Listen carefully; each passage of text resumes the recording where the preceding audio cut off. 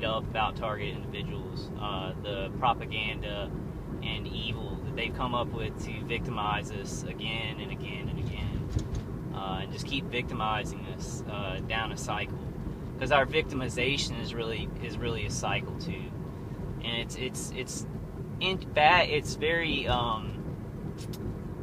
it's very awfully interesting how everything in this kind of works as a cycle. They figured out how to pit us against each other in a cycle of kind of hate. They figured out how to get people involved in this patrolling and stuff and scare them more with the media and lies, and then even the targeting, even the individuals who are being targeting, scare them with those people being hurt and they don't even know that they're being hurt, and then get them involved in hurting them more. It's amazingly awful, how these cycles work, and how it's like our victimization is cycled out because, we're getting psychological torture plus physical torture. Then we go out and we're getting judged by society. We're getting watched and can even get in trouble. I mean, if like, the sheriff today, it was weird. I went to the corner store, to get some electronic cigarettes. I probably need to quit smoking those. But it is something to kind of keep me just, keep me to where I'm not, losing my mind. And that's kind of a joke. I don't think I'll ever lose my mind. I'll be just really hurt. That's what they seem to be doing. But anyway, I was going to the corner store, and it's like, so the sheriff came in right behind me. Like, I pulled in there, and he pulled into a gas pump, and he wasn't getting gas. And he came in like he was walking in the door at the same time as me. I didn't notice him pull in. I just had such a headache. Didn't notice him pull in, but this is how I am. I'm aware of my surroundings, so I saw somebody that was by me, and I opened the door for him. I opened the door, and I was going to let him go in, because that's what you just do as a normal, citizen of the USA. He refused. He refused. He was like, no, man, no, I'm okay. No, you go. And it's like, it seems like in a regular situation, if a sheriff is just going in, and I'm a citizen, I open the door for him, he's just going to walk in. He's going to be like, all right, buddy, and not think it. But it's like this guy, he did not want to take just a regular action from me, because he knew that he was patrolling me, and he needed to believe something about me. It was very weird. And it's just this, it's this self-justification and self-prophecy, false flag stuff that these people are doing. And it's like, and one of the moderators that on the after call, he was saying it too, that it's like, what do you do? Like, these people, it's like they're going up to a snake and throwing rocks at it, and the snake's not reacting. And I'm not comparing us to snakes, but he just had a metaphor. It's pretty good. It's like some bullies or some weird kids go and throw rocks at a snake every day, for 30 years, and it just doesn't react, but they keep throwing rocks at it. And that's kind of like what I've been doing, and what this moderator had been doing. They throw rocks at us. They hurt. Well, they don't literally throw rocks at us, but they hurt us. They torture us. They psychologically torture us. They harass us. And we don't react. We just try and get together. We try and organize and really advocate for other TIs. But they keep throwing rocks. Like in this metaphor, they keep hurting you and hurting you more and harassing you more and building it up, especially if you don't react. They keep throwing money in it. And it's awful how this false flag works. Because it seems like if you misbehave, they torture you worse, and they're patrolling you worse. And if you don't misbehave, they do the same thing. And I've said that on some previous videos. But I'm making it through. I hope you guys are doing good. we're all kind of getting there. If you're not jumping on the conference calls, please jump on those and give your ideas, because a lot of the moderators are looking for good ideas and defenses. We're all trying to just kind of pull together and kind of get to the other side of this. It is difficult. I was driving home in the traffic, and I was like, I'm gonna take this program down. I can't. It's hurt me so bad. They have a beam, like just a stream of energy to my head and my neck, and it's very, very powerful. I have defenses, and it's still getting through some of those, and it's really painful. It is killing me slowly. But I was like, what better time than now? I'm just gonna get out my camera. And you can notice I'm fumbling my words. I didn't have anything prepared. I've said so many things over and over again about this, but I think we just have to keep doing that. I think we just have to keep saying it. In the right time is now. I've been thinking about it. I'm gonna go ahead and do what I can for this charity, and not plan activism for once I get out of there. I want to go ahead and plan some activism now. Maybe a protest in Washington. Just do it, and then if that one doesn't work, then just do it again, and just do it again, and keep building it up, and keep doing it until we have a ton of people coming. We just got to do it a lot. When you do things a lot, they start to get easier. People know about them more. So I'm kind of going off of the idea of wait 6 months and wait for people to be able to get to it. There's a one light white car. I'm not getting these too good, but the time is now. The time is now. Our lives are precious. And I hear all these people suffering, and it's a wake up call. Corey taking his life, and then I'm kind of so urgently trying to tell people what they can defend themselves with. Even these defenses that do make my life kind of bearable. These people have military directed energy weapons they're experimenting with. So it's like they amplify the RF frequency.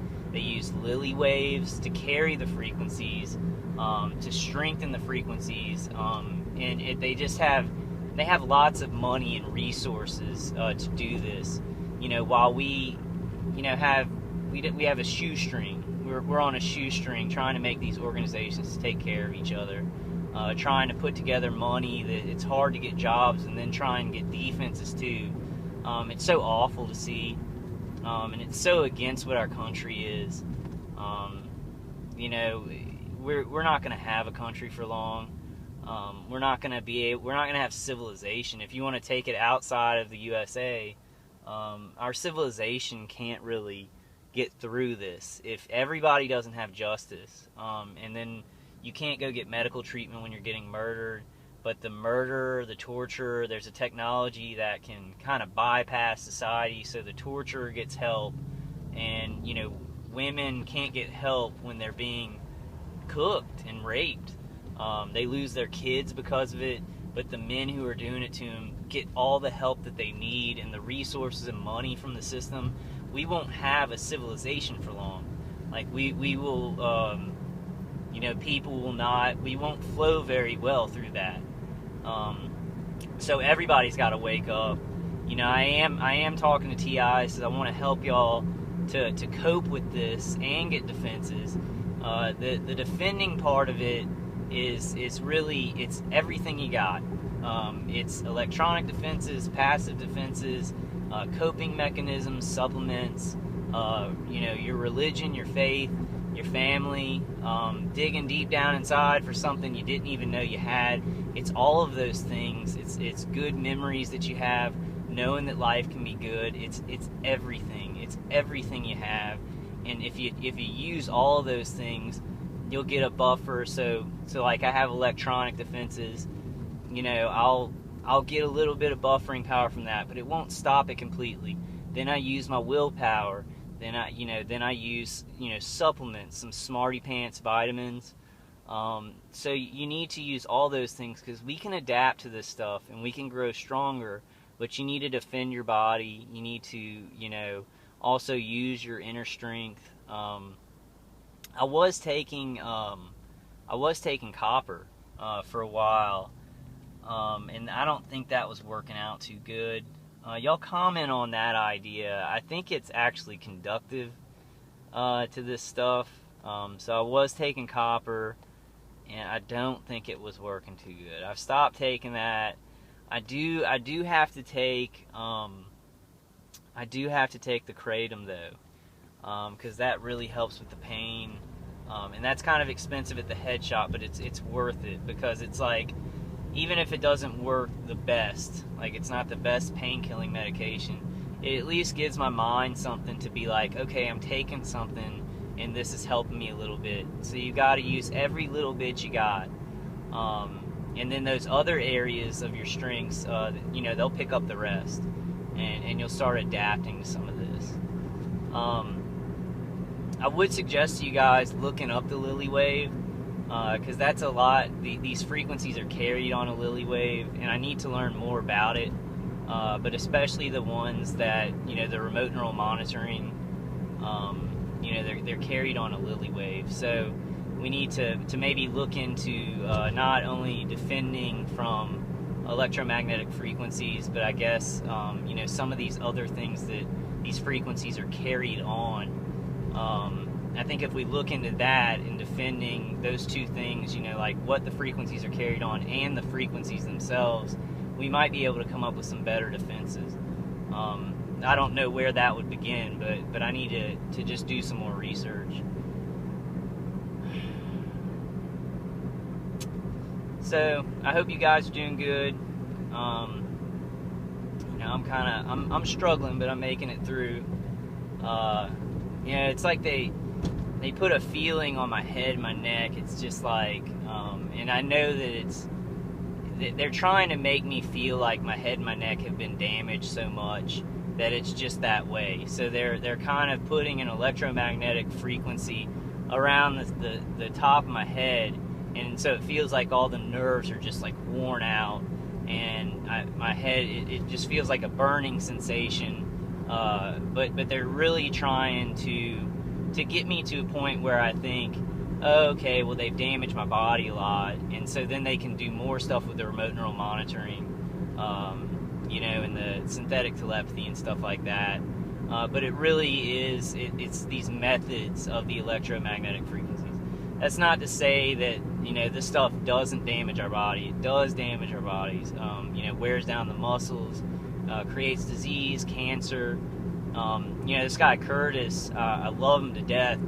He's always saying, you can't put a baby in a microwave. You can't put human beings in a microwave. You just cannot do that. You just can't do that. It's against the law. And he's really fighting this stuff. He's really, really fighting this stuff. He's got a lot of great ideas.